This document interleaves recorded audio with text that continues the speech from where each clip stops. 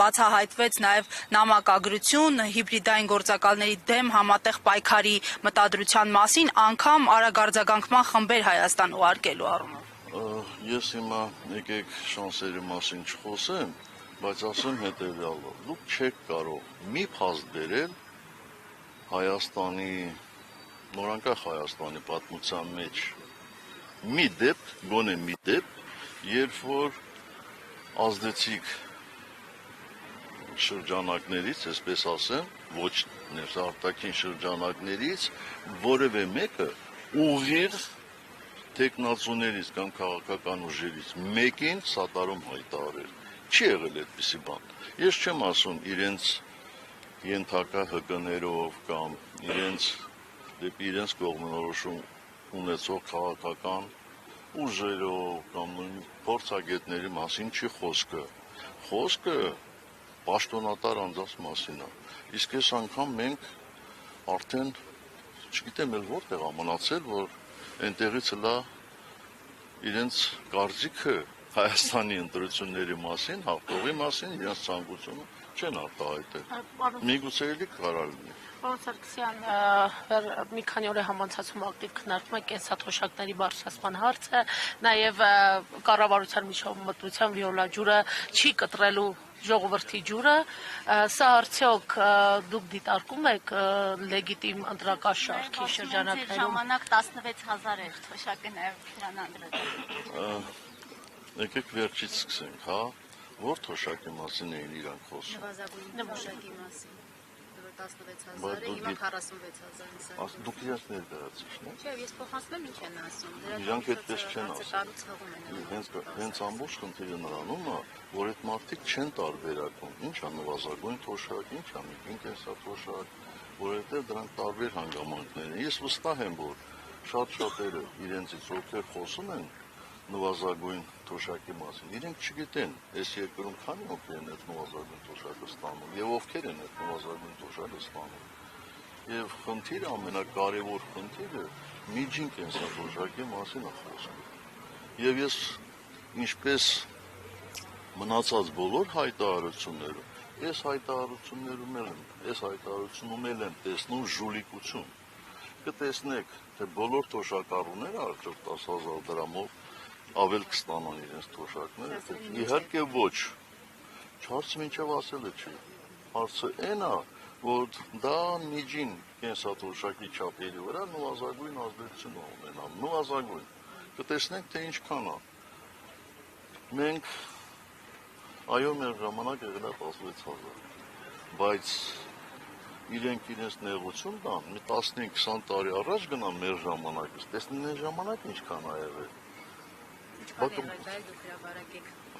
Ես որ իրանց համար բան չեմ, վիճվարկություն չեմ, թող իրանք նայեն, տեսնեն իրանց երկու անգամ բարձրացրածն է շատ, թե մեր միջև 16,000 հասցրածը։ Իմ հարցը ընտրություններից առաջ այս քայլերի գնալու մասին։ Անդրադառնալու մա ձեր հարցն էլ ինչու եք նեղություն քաշում երկրորդ անգամ տենց բանանը։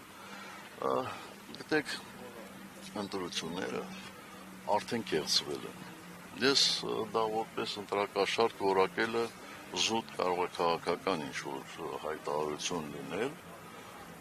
որովհետև, ինչ ասեմ, հլա ընտրապայքարը հլա չի սկսել, բայց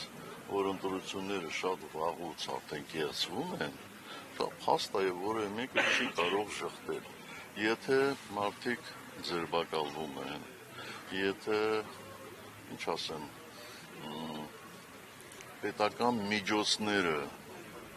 ծախսվում են ոչ այնպես, ինչպես կծախսեին ոչ ընտրական տարում եւ այլն, այդ բոլորը խախտումներ են։ Այսինքն, եթե մի քաղաքական ուժից շատ ներկայանալի մարդու ձերբակալում են, դա խախտում չի։ Վաղ կեղծումը ինչպես է ալնում, կեղծելը հենց այդպես էլ լինում է, էլի։ Վաղուց, շատ վաղուց մեր երկրում յաշիկ լսներ չկա, շատ վաղուց։ Չկա, որովհետև էլեկտրոնային համակարգը ներդրվել է շատ վաղուց եւ ոչ թե հիմա, էլի։ Տարբեր է, կեղծելը տարբեր է։ Պարոն նախագահ, Արցախի վերաբերյալ ասում եք շարունակելու եք ձեր պայքարը, ենթադրում են նաև անկախ ընտրությունների արդյունքից Արցախի հարցում։ Նայեք, 2017-ին, երբ դուք էիք բանակ Հայաստանի նախագահը, Լևոն Տեր-Պետրոսյանը հարցազրույց տվեց եւ այդտեղ ասեց տղայք պահեք Արցախը։ Ինչ եք կարծում, դա ում էր ուղղված։ Ավելի վաղ։ Շատ ավելի վաղ էր եւ մենք տղա էինք պահեցինք։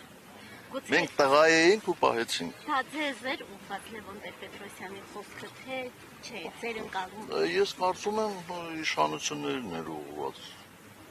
Դուք այդ ժամանակ Այդ երևի նախընտրական փուլ էր, կամ էլ կապ չունի, եթե նախընտրական ինչ կապ ունի։ ասում եք ձեզ ա ուղղված, ես այդ ձեր հարցն եմ ուզում պարզաբանել, էլի։ Եթե դրանից առաջ է ասել, ես չեմ հիշում երբ ասել, ես գիտեմ, որ այդպիսի հայտարարություն եղել է։ Մեկ է այս բոլոր ժամանակներում եղել են իշխանության մեջ եւ իշխանության մեջ գրավել են բավական պատասխանատու պաշտոններ, ես կարող եմ նաեւ ինձ վերագրել դա։ Այո, ես պատասխանում եմ ձեզ, որ այո տղա էինք ու պահեցինք։ Պարոն նախագահ, օրակարգային հարցի հետ կապված է։ Եվ քանի որ ավելի շատ դա դրսևորվում է կարծես Քոչարյանի եւ ձեր առաջնորդած ուժի անդամների միջև Չէ, դուք եք վերագրում, այդպես չի։ Այդ հականդամուր եք տեսնում այս խնդիրը, որ ներընդդիմադիր Բայց դաշտում արդյոք դուք չեք տեսնում։ Ավելի Ախր դուք ակնառու ինձնից շատ պետք է տեսնեք ձեր Մենք ժամանակը։ ավելի շատ տեսնում ենք ձեր եւ Քոչարյանի կողմնակիցների Այդ մեջ եմ ասում, սխալ եք տեսնում։ Սխալ եք տեսնում։ Այո։ Պարոն նախագահ, թրիփի հետ կապված էլի, քանի որ օրակարգային հարց է եւ շատ շրջանակներ սա համարում են Հայաստանի Հանրապետության թիվ 1 անվտանգային խնդիրը, ամեն դեպքում իշխանությունները վստահեցնում են, որ մոտավորապես ավետյաց երկիր ենք դառնալու, կաթի, մեղրի գետեր են հոսելու Հայաստանով, իսկ ընդդիմադիր շրջանակները նաեւ միջազգային որոշ փորձագետներ վստահեցնում են, որ սա ունի լրջագույն ռիսկեր եւ տնտեսական ազդեցությունը մոտ է 0-ին։ Ձեր տեսակետը, որովհետեւ ասում են ընդդիմությունը չի հստակեցնում տեսակետը թրիփի շուրջ, ինչ է անելու ընդդիմությունը, եթե լինի իշխանություն թրիփի հարցում։ Շատ հարցեր կամ իրար խառնեցիք, կամ փորձեցիք համադրել։ Տրիպի հետ կապված ես ասել եմ, որ վերջնական պատկերացում չունեմ, բայց ցավոք սրտի ինչքան որոշակի նյուանսներ կամ մանրամասներ են բացահայտվում, այնքան ին ներսում ներքին տագնապ ավելանում է մեղրի հետ կապված։ Այո,